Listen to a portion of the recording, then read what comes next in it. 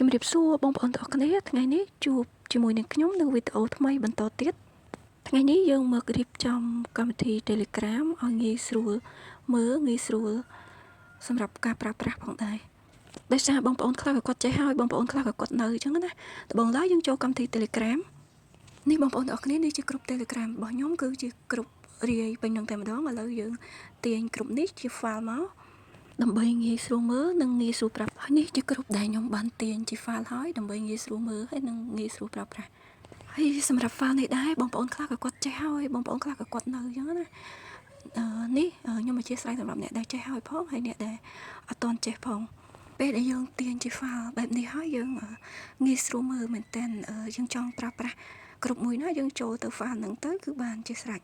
អញ្ចឹងកុំឲ្យខាត់ពេលយូរបងប្អូនមើលទាំងអស់គ្នាដំបូងឡើយបងប្អូនទាំងអស់គ្នាចូលកម្មវិធី Telegram បន្ទាប់មកបងប្អូន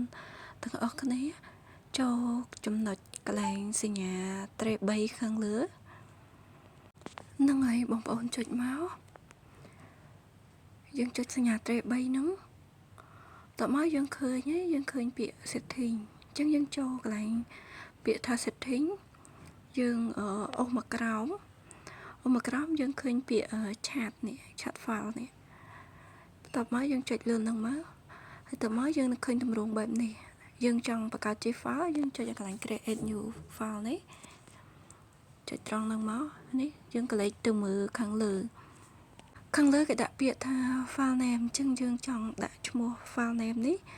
យើងចង់ដាក់ឈ្មោះអីក៏បានដែរស្រាញ់ចិត្តយើងដើម្បីឲ្យងាយស្រួលមើលងាយស្រួលយល់អញ្ចឹងខ្ញុំទៅសេ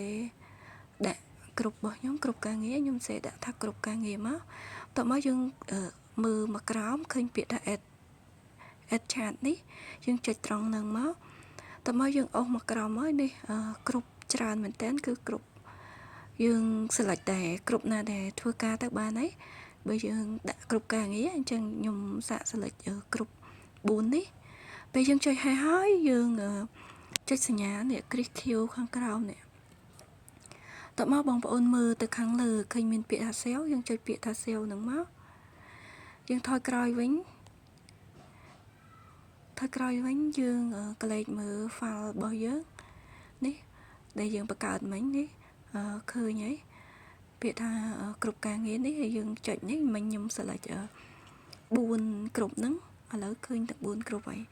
អញ្ចឹងអត់មានអីពិបាកទេបងប្អូនសម្រាប់ការរៀបចំ Telegram ដើម្បីឲ្យងាយស្រួលមើលកុំឲ្យថាយើងអូសមករញ៉េរញ៉ៃណាអរគុណបងប្អូនទាំងអស់គ្នាជួបគ្នានៅវីដេអូក្រោយបន្តទៀតអរគុណ